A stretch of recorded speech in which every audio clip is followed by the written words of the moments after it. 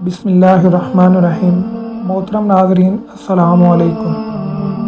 हम जो हर ईद कुर्बान पर जानवरों की कुर्बानी करते हैं, ये हज़रत इब्राहीम व इस्माईल अलैहिस्सलाम की कुर्बानी की यादगार है, जिसकी तफसील ये है। हज़रत इब्राहीम खलीलुल्लाह अलैहिस्सलातु वस्सलाम जलीलुल क़द्र नबी व पैगम्बर हैं। औलाद आदम की सबसे अजीम कुर्बानी सैयदना हज़रत इब्राहीम अलैहिस्सलाम की है। हज़रत इब्राहीम अलैहिस्सलाम ने ख्वाब में देखा था कि मैं अपने बेटे इस्माईल को ज़िबा कर रहा हूँ। नबियों का ख्वाब सच्चा और अल्लाह ताला की जानिब से होता था। चनांचे सुबह हज़रत इब्राहीम अलैहिस्सलाम ने अपने बेटे हज़रत इस्माईल अलैहिस्सलाम से फरमाया, बेटे, मैंने एक ख्वाब देखा है, अपने हाथ से तुझे बाहुक्म इलाही ज़िबा कर रहा हूँ। कुरान करीम में अल्लाह ताला ने उस कुर्बानी का उन अल्फाज में ज़िक्र फरमाया, ऐ मेरे बेटे, मैं देखता हूँ ख्वाब में कि मैं आपको ज़िबा करता हूँ। बस बेटा, आपकी क्या राय है? बेटे ने क्या ही खूब जवाब दिया, अब्बा जान, आपको जो हुक्म हुआ है उस पर अमल कर गुजरिए। आप मुझे इंशाअल्लाह सब्र करने वालों में से पाएंगे।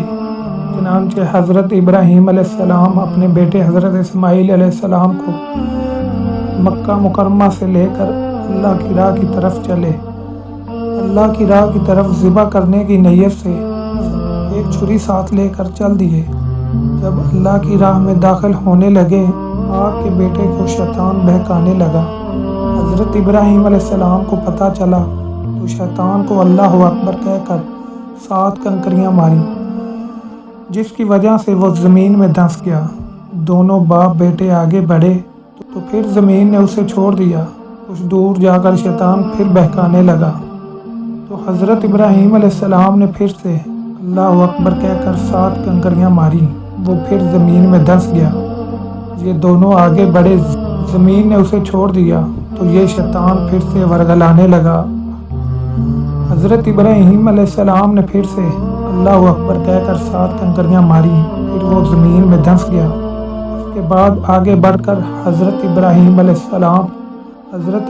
अलैहिस्सलाम ने अपने बेटे को पेशानी के बल लेटा दिया।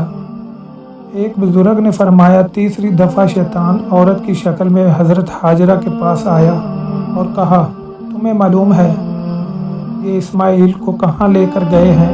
हज़रत हाजरा ने फरमाया, हज़रत इब्राहीम अलैहिस्सलाम अपने दोस्त से मिलने गए हैं। तो शैतान ने कहा, वो तो उसे ज़िबा करने ले गए हैं। हज़रत हाजरा ने फरमाया, ऐसा नहीं हो सकता। तो शैतान खबीस के मुंह से निकल गया, अल्लाह का हुक्म है।